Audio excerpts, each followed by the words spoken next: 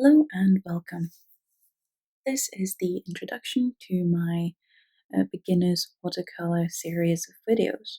In this video, we're just going to introduce watercolor. What is watercolor? Is it difficult? I will give you the basis list of what you will need and the extended list of what you might need. What is watercolor? Watercolor is basically a transparent painting medium, unlike acrylic or gouache or oil. So in watercolor, you can basically build up layers and the previous layer will still see through. You can also get a variety of different textures, and the paint is basically going to do a little bit of the work for you. And if you can't control that, yes, it will be difficult, but I will try to make it easy to understand so that you can make it less difficult. It takes less space, less chemicals, it's easier to clean, it's easier to carry around with you. It can be way more compact, so it's great for the artist on the go, or just if you have limited amount of space or ventilation. You've discovered watercolor, you like the effects, you like the transparency, the brightness, the vibrancy. What is your next step? Well, the next step is getting some supplies. So the basic list of what you will need is you will need some paper. Paper needs to be watercolor paper. It can't just be any printer paper. I will have a separate video on watercolor paper. You will need paintbrushes.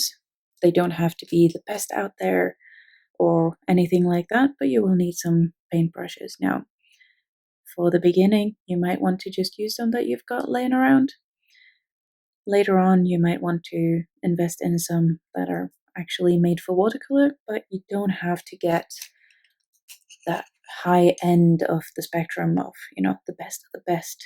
Third thing we're going to need is the actual paint. So paint does come in two different varieties. You can either get these, which are paint tubes. You squeeze them into a palette. So if you do choose these, you might want to also invest in one of these so that you can squeeze them out and have them on a plate, and you can use them, and you've got wells so that you can dilute it as you wish. You don't need a watercolor palette per se. You can use a plate, just a normal plate, that is fine. You can even get something from the dollar store or the pound shop or cheap shop where you're at. This is just an egg holder, and really it's just a cheap way of buying a palette, because they can be really expensive, and it's basically ceramic, and that is the main thing. You can get plastic palettes as well, but they might stain a lot easier and they might not wash away as easy. So with these, you can use some rubbing alcohol and all the stains will be gone. Now, if you don't want to use the tubes, you can use paint pans. So these are just like tiny little tubs with watercolor in it. And because watercolor is a water-soluble medium, when they dry, you can re-wet them. That's another thing that I really love about watercolor. If you have a bunch out on your palette, it dries, it's not a big deal, because you can just add a bit of water and they're good to go again. So even if your grandma or your great grandma had a set of watercolors, even in tubes, you can cut them up and you can have them in one of these wells and add some water and you're good to go. But yeah, so that are the two different types of watercolor paint.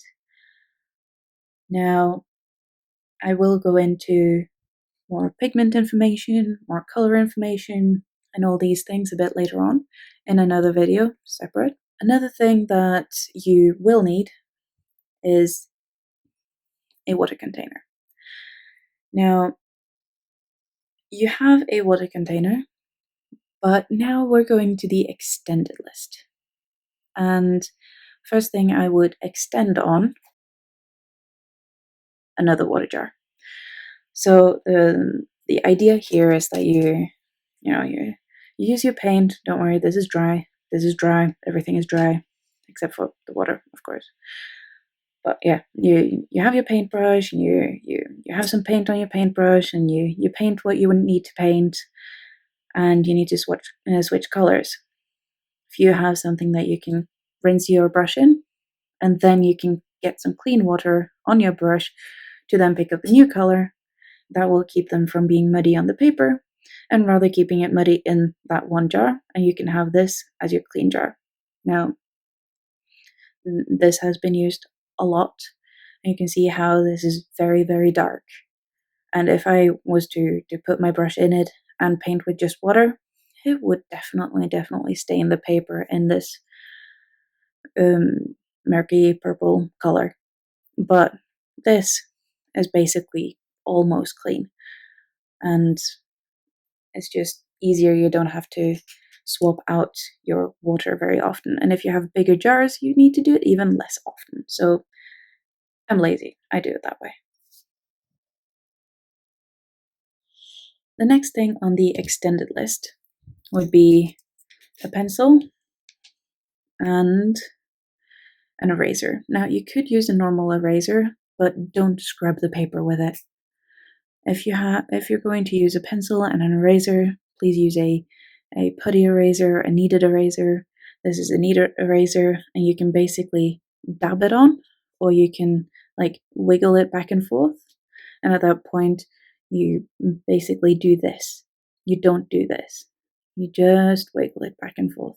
And at that point, this is kind of sticky, so it will basically stick to the graphite and pick that up. When it comes to a pencil, don't go for a too hard pencil, because at that point you have to press on the paper and you might break the paper structure, and you don't really want that. So I'd go for an HB, or maybe even a B if you need to. But yeah, an HB is just fine, a regular pencil. If you want to do stuff like this, where you need a lot of water on your paper, a lot of wet paper, then you don't want it to buckle. If you don't have a block of paper, which is where all the sides are glued, like this sheet is, you can use some sort of board that some tape can tear away from easily. So don't use cardboard boxes, because that will be a mess. Trust me, I've tried. You would have then the paper, you would have the board, and if you're going to do this, you would also need the tape. Now, this could be very useful for getting very nice, crisp white borders, if you're into that. And if you don't want those crisp borders, if you want it all the way to the edges, you can wet the back of the paper and the front of the paper. And basically, because it's wet on the back side, it won't buckle, because that is the main reason why we would do this when we work with a lot of water. So I would recommend, if you're doing big washes, big heavy washes, that you have something underneath that can withstand water, and tape if you're going to use tape. Now, you don't have to use masking tape like this. You can use washi tape. Now, I find these a bit more flimsy, but they also won't tear your paper. Yes, that happens. So we'll get to that for the first painting that I will show you with the masking tape. So if you have in your painting areas that you want to keep white and you don't want to paint around it like I have done here, you can use, for example, masking fluid. Now, I've picked up a colorless masking fluid. I would not recommend colorless, because at that point you don't see it, and you might have some trouble actually finding it afterwards. Another way of having masking fluid is in a marker like this. So this is basically colored blue, so you can actually see it on the paper. Now, I thought I was really clever with the colorless one because it won't distort any of your color view on the paper, but I'd much rather have the actual color in it. If you're not the planning kind of person, then there is a way around that. If you still want to have white on your painting, because basically once you put down color, white watercolor paint is basically still going to be fairly transparent.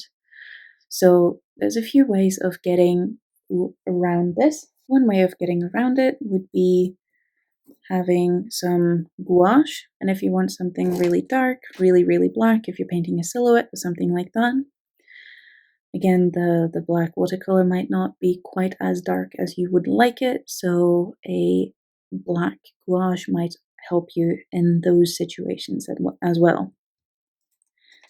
Now, of course, if you have acrylic paint on hand, then I'd say go for it. Use acrylic paint, use whatever you have on hand. If you have a white gel roll paint pen, you can use that too to have highlights. If I wanted to, highlight some specks of snow here and there in this painting, then I could use this. I could use this, or I could even use acrylic paint to do that. But I would be careful of painting over that again, so have that as your last step in a painting in that case. Another thing you might want, depending on your style, are pens, markers, fine liners. And these are pigment fine liners, which are waterproof. Now, if your style is you want to paint and then you want to trace on afterwards, not as important with waterproof, but if you want to have the option of tracing first and then putting watercolor on, definitely need to get something that says that it's waterproof. And also make sure to test it before you use it. So this says waterproof on paper, right there. And we also have some other black ones, which is water and fade proof. They're archival, they are light fast. So if you want to display your painting in direct sunlight, you want something light fast, a fine liner of any thickness would be good for this kind of thing. And yeah, I like having these on hand just because I also like signing envelopes and writing addresses with these, because if the parcel or letter gets wet, then the ink doesn't go everywhere. So I keep a lot of these on hand. I bought like a 12 pack of the really fine ones because I use these to sign my paintings. So yeah, you might be wondering from this, what kind of paper do I want to use? What kind of paint? Do I need all the colors? Do I need all the papers? What are all these numbers on the papers and paints? And I'm going to walk you through it. Don't worry. So the next one will be on paper, because I feel like that is an important piece of any painting. It's what you paint on. It's your canvas, paper, it's the base layer. And that will be the topic of my next video. After that, I will be talking about brushes. So we've got different kinds of brushes.